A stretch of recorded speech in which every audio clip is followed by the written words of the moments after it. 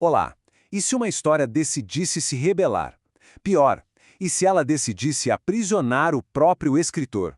É sobre isso que a gente vai falar hoje. Uma narrativa que borra completamente as linhas entre ficção e realidade, de um jeito bem assustador. Vamos começar com essa pergunta. Imagina só, o protagonista não é uma pessoa, mas a própria narrativa tomando as rédeas. O que acontece quando a história decide que não quer mais ser só uma história e resolve escrever de volta? Pois é, essa é a premissa que a gente vai desvendar agora. Bom, tudo começa aqui. A gente conhece a Clara, que está preocupada com o pai dela, o escritor Lucas Mendes. Ela chega no apartamento dele esperando aquela bagunça de sempre, sabe? Coisa de gênio criativo. Mas o que ela encontra é algo totalmente diferente. Algo muito, mas muito mais perturbador. É aquela sensação na boca do estômago, sabe? Assim que ela coloca o pé pra dentro, ela já sente que tem algo errado. Não é só desordem, é um presságio, um mau presságio. O ar tem aquele cheiro forte de papel queimado, um cheiro que praticamente grita perigo. Ok, vamos dar uma olhada nessas pistas juntos. A cena parece um campo de batalha. Tem um lustre balançando sozinho, sem vento nenhum. Pegadas estranhas de tinta seca no chão. E aí vem os detalhes mais bizarros. Um dado de RPG travado no número 13. E um monte de garrafas de energético com um rótulo esquisito. Nível 29. Nada aqui tá por acaso. Cada objeto é uma peça de um quebra-cabeça que aponta para uma coisa. A realidade tá se desfazendo. E aí que a coisa fica séria. No meio de uns mapas todos rabiscados na parede, a Clara encontra uma anotação. Armadilha de narrativas. Ele identificou um lugar, um andar 29, não como um local real, mas como uma armadilha dentro da própria história que ele estava escrevendo. Ou seja, ele sabia. Ele sabia que estava correndo perigo. E essa descoberta é a nossa deixa para sair do apartamento e entrar em algo muito, muito maior. Então, bem-vindos ao Hotel Reality Inn. É aqui que a realidade vai para o espaço de vez. A armadilha que o Lucas tanto temia está prestes a se fechar. Só tem um pequeno detalhe, né? Um detalhe que deveria manter tudo isso no campo da ficção. O hotel não existe mais. Ele foi demolido há 10 anos. É só um fantasma na paisagem da cidade.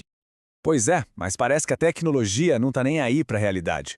O celular da Clara apita. É uma notificação impossível do aplicativo de localização. Diz que o pai dela está num lugar que não existe e que ele está a 0 quilômetros de distância. A lógica simplesmente para de fazer sentido. E então, o inconcebível acontece. Do outro lado da rua, aquele prédio antigo, gótico, que deveria ser só uma memória, simplesmente reaparece. Ressurge do nada. O Hotel Reality Inn está de volta. E as luzes do andar 29 estão piscando. De volta ao apartamento, a Clara encontra os itens que vão selar o destino dela. Uma chave de prata, que era um pingente da infância dela, e o caderno do pai, com uma mensagem para ela escrita com o batom dela. É quase um ritual, uma passagem de bastão, sabe? Uma transferência de poder e, principalmente, de perigo. O Lucas nomeia ela como a autora, jogando ela no centro dessa história aterrorizante. E a história, ela responde. Literalmente. Das paredes começa a escorrer uma tinta preta, formando essa frase, essa acusação. É como se a própria narrativa estivesse viva e furiosa, punindo a Clara pela curiosidade dela, por ter cavado fundo demais. A leitura aqui deixou de ser um ato passivo há muito tempo. Beleza, até agora a gente acompanhou a Clara. Mas para entender de verdade essa armadilha, a gente precisa ver o outro lado da moeda. Vamos entrar na história e descobrir a perspectiva do Lucas, onde ele está e o que ele tem enfrentado lá dentro. E o ponto-chave é este. O Lucas não é só uma vítima passiva esperando o resgate, de jeito nenhum. Ele está lá dentro, ativo, lutando de dentro para fora. O objetivo dele não é só escapar, é proteger a Clara, justamente a pessoa que ele mais tentou manter longe de tudo isso. Olha só que interessante essa dinâmica de espelho entre pai e filha. Pensa bem, os dois agora são autores, mas as jornadas deles são opostas. A Clara, com a chave de prata, está entrando na história para encontrar o pai. O Lucas, com o pingente dele, está tentando desesperadamente escapar para salvar a filha. Eles estão em rota de colisão, dois protagonistas com o destino completamente amarrado. E aqui que a gente conhece a antagonista, a Serafina. Ela é basicamente a voz da própria história, a guardiã das regras cruéis desse jogo. E a explicação que ela dá para o Lucas sobre a Clara ter sido puxada para dentro é de arrepiar. Não foi um acidente, foi uma consequência. A Clara se intrometeu onde não devia, e agora ela faz parte do enredo. A Serafina então revela o destino final que a história reservou para Clara, a Torre dos Ecos Silenciados. E esse lugar não é uma prisão qualquer, é tipo um cemitério para os erros dos autores, um arquivo de arrependimentos e perigos. É basicamente o coração sombrio de toda essa narrativa. Os riscos estão claros, a armadilha está montada. Agora, a história encurrala o Lucas, apresenta para ele o que ela chama de a escolha do autor. E não é uma batalha de força, não. É um teste de alma, seguindo as regras cruéis da Serafina. A crueldade da história se manifesta de verdade aqui. A Serafina apresenta para o Lucas um dilema que é pura tortura. Ele não pode simplesmente salvar a Clara. Ele precisa escolher qual Clara. Ele está sendo forçado a sacrificar uma parte da própria filha. As opções são devastadoras. Salvar a memória pura da filha pequena ou salvar a mulher que ela se tornou, que agora está em perigo por causa dele.